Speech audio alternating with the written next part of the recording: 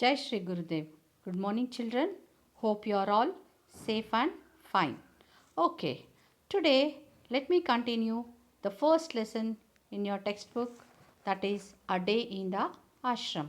Children, in the previous videos, we have learnt about the Shantiniketan, about the author, and the author himself, C.F. Andrews, visits Shantiniketan and he describes the picture of Shantiniketan.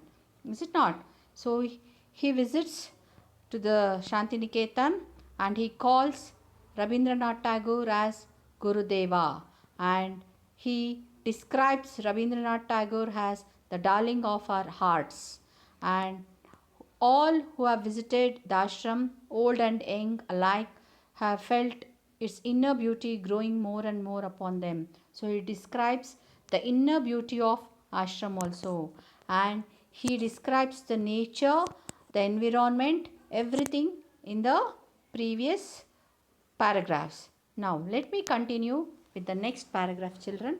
Hope you are all having the PDF format with you. Just open the page number 3 and let me read the third paragraph. Observe. After an interval, each boy takes his asan, his square of carpet, into the fields and sits down on it to meditate in his own place alone. Later on, before the schoolwork begins, the boys all stand together in the shade of the trees and sing their hymn. Children, after all the descriptions, he takes an interval and just all the boys, the group of boys were there in the Shantiniketan, is it not? So among them, each of the boy takes his asan. Asan means his seat, that is the square of carpet. Means, have you seen the bamboo carpets, the thread carpets which we use for sitting alone? Yes, the small carpets. So each boy takes his own carpets and sit down on it to meditate in his own place alone. So they sit separately, like how you see in the picture. Each student will use their own mat for meditation. What is meditation? A silent prayer. So before starting the school, all these things will take place. So meditate. They will silently meditate. So after meditation, they'll go for the next thing. So before the school begins, I mean the classes begins, the boys all stand together in the shade of the trees and sing their hymn. So what do you mean by hymn? That is the silent prayer or the prayer to praise the God. So we all sing in the assembly, is it not? We all say the prayer to God. So the same way, after meditation, the boys all gather together. They stand together in the shade of the trees where the place will be cool. So they'll stand there together in a line and they will start singing the prayer.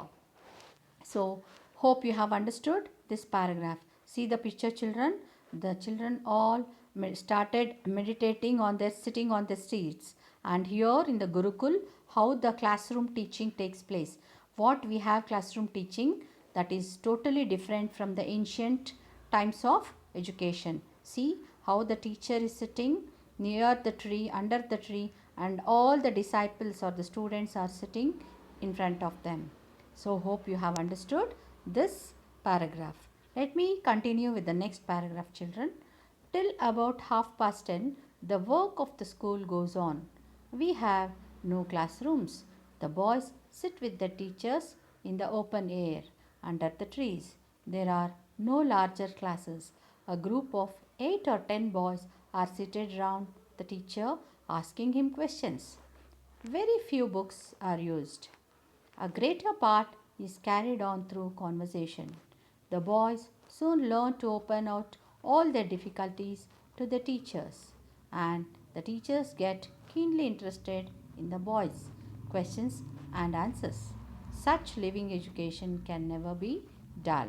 Children, after finishing all the meditation, singing, prayer, everything completes exactly at past 10, that is 10:30, the school work begins. Mean the school starts, the classes begins.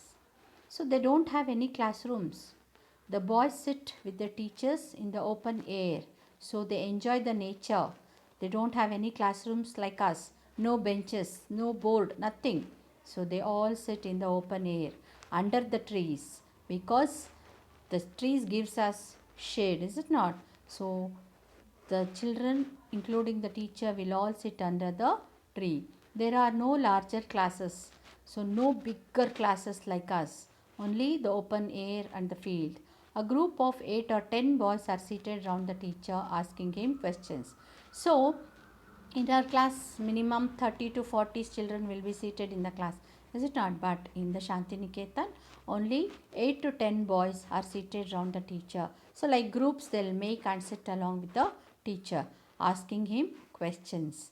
Very few books are used. So how you carry the books to school? No, it is completely totally different from us. So in Shantiniketan, very few, very little countable books the students will be having. A greater part is carried on through conversation. So children asking questions to teachers and teachers are answering to them. Only most of the time the learning process takes place through the conversation. What do you mean by conversation? Speaking with each other, sharing the things with each other. So asking questions and answering by the teachers. So only conversation was used here most of the time. The boys soon learn to open out all their difficulties to the teachers, and the teachers get keenly interested in the boys' questions and answers. See, by conversation we can share our feelings, is it not? Whenever we get the questions, immediately we can answer. The students will start asking the questions. All these questions will be answered by the teachers. So if this things happens, even the teachers will be getting keenly interested, means more interested, much interest to answer the boys' questions and answers. So such living education can never be dull. So this is a live education system, children. In the ancient days, these Gurukulas like Shantiniketan, the people will all settle there. The children, the students will learn up to they finish their education. They will settle in Gurukulas, in Shantiniketans. So live conversation means everybody will get the interest. So without books, they used to practice.